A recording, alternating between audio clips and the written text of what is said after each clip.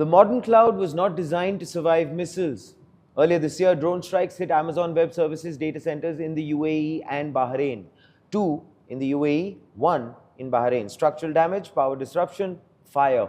For the first time in history, major cloud infrastructure was directly hit in an active military theater. And the world's data started looking for somewhere way safer to go. It found India. And of course, joining us today on front page is Novinston Lobo, who has written this article for the Analytics India magazine. He's going to be shedding light and telling us what these disturbing times will eventually bring out. Welcome to front page, Novinston. How are you doing? I'm doing great, Sudhi. Thank you for having me. Yeah, thank you for being here. Pleasure to always have you with us. Not the best times that we are discussing this unfortunate situation, which is, as I mentioned, 3 data centers have already been hit. Yeah. The Gulf clients are scrambling at this given point in time to sign emergency contracts, which are worth about $60 per kilowatt. Exactly. Right? So the simple point is, when something like this happens in wartime, when cloud infrastructure is targeted, where do enterprises figure out as far as their data is concerned? What do they do? So I think this is the first time in history, even private companies are figuring out how to do and what to do. The first viable option they found was India, because they can't go to Europe, they can't go to anywhere in Africa, because we already have underwater connection with Europe and other nearby countries. One of the main connections we have is in Mumbai.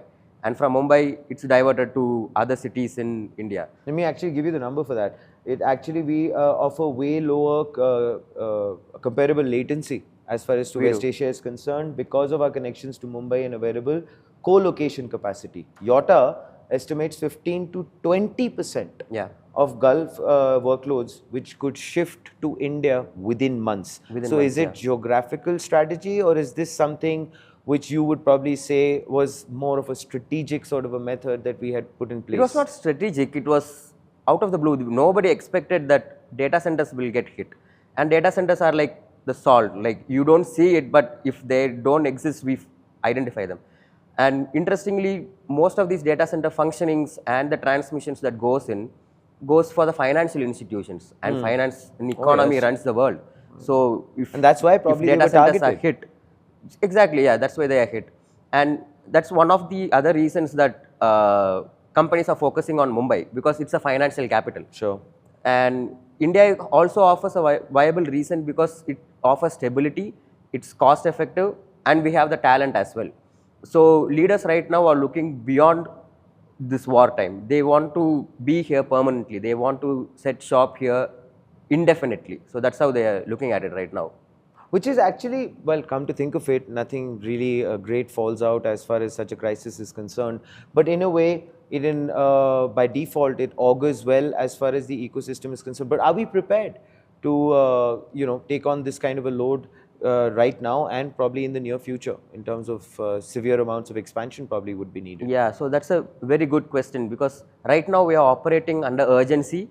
But if you ask if we have the resources to funnel this entire operation, I don't think we do not have those resources, because last month the Ministry of Information and Tech they released a report, and the report says right now the data centers present in India uses 1020 megawatts of electricity per day, and by 2030, within 4 years, we are expected to generate 60,000 megawatts of electricity.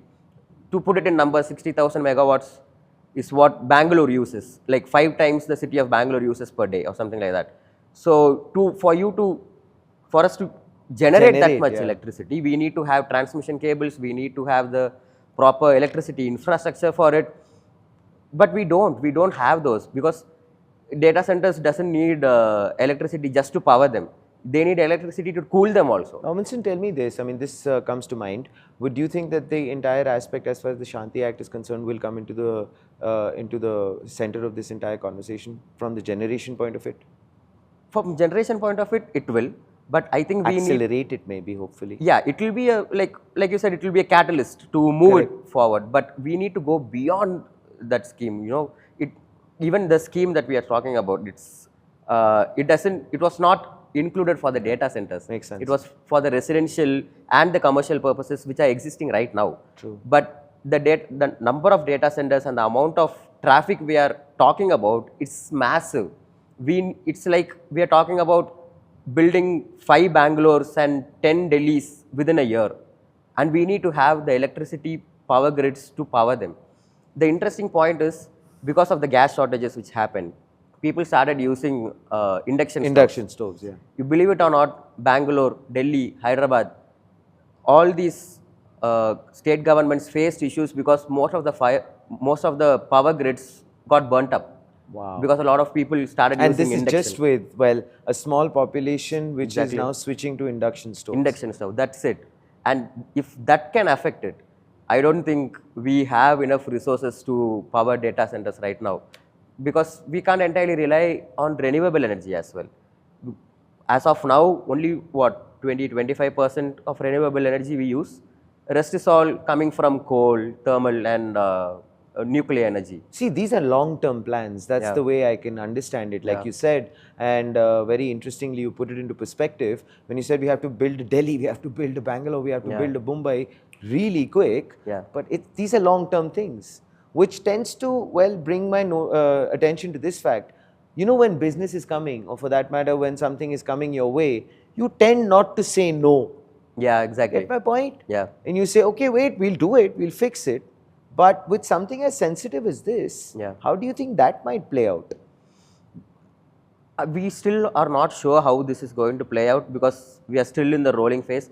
But most analysts are very optimistic about it. They are saying it will be easily done with the India AI mission already stepped ahead, and data centers in collaboration with Adani and Ambani coming up already set in place. Yeah, but I mean, Normanson, we know it's going to take some time, bro. Yeah, I mean, with the way things are right now, it's a boiling pot. exactly. So we don't know how quickly will things change. The Adani Center in Visakhapatnam was supposed to be brought up in the next 5 years. I don't think they have 5 years. They have to come up with it in the next year. Can they squeeze that kind of timeline? Do they have the wherewithal to do it? I don't think we can. I think we are going to be squeezed a lot energy-wise.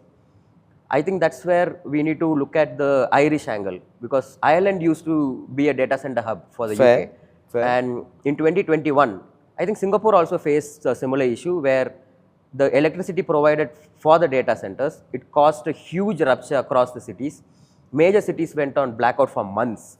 And Ireland came up with a solution saying, any company who is setting up data center in our country, you should generate your own power. You should generate your own electricity. Fair. So when you set up current existing data centers in Ireland, the data centers right next to it, they have some sort of renewable energy like solar panels or wind or hydro, just to generate those. But then I have to obviously ask you this, that geographically puts a lot of pressure as far as our natural resources are concerned from the point of the cooling point of view. Exactly. Because then that will definitely exploit Yeah. or cause a lot of friction as Exactly. far as how do we figure out the cooling, because that will go straight to the water aspect. Yeah, And the because environmental impacts. right now government officials are saying they are looking into it and they are coming up with solutions. But I'm What? really not sure how this will work out, because most of the lands acquired for data centers are agricultural lands, and the waters there, it's the fresh water that's going to get contaminated. Yeah. And that's going to get recycled, and that's where the other market is opening up in India. There's separate market where firms are coming in and saying, see, hey, you have a data center, I'm going to give you my cooling system, I have my research done, I have my tech here, you can use the same water again and again and again, as much as we can reduce the sludge as minimum as possible. So there is another market which is coming up right now. So when we look at it, I think data center and any opportunity or any job sector around it is going to get boom, but it's going to take a huge toll on the residences of major cities. Fair point. Okay, now some numbers. 36 data centers have been blocked or delayed in the United States. Yeah. Number is $162 billion worth of an investment has been disrupted. Power prices are up by 267%. Yes. That's a huge surge. Yeah. So the point I'm trying to make is India is absorbing demand from the Gulf and from America simultaneously. How long does that window stay open? Let's say whatever you and I have discussed till now, everything goes according to plan. People are able to squeeze timelines. People are able to, let's say, achieve Yeah. to embrace this entire thing. Do you think we will still have a window for this to become a reality? I think the door is already open. I think when the door will close, I don't think it closing in the next decade.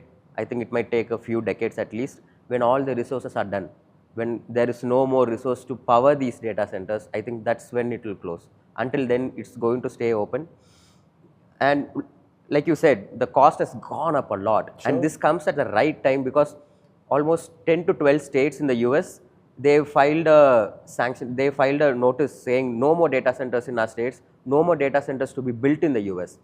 And a lot of companies thought, okay, Middle East is a good option. So right do you now, see that we are becoming a dumping ground for the world in general, or no? it looks like it, but our leaders doesn't want to Acknowledge it. They want to play it as a business opportunity, as a job opportunity. But in reality, when we look at it, already we are suffering from a lot of lack of resources.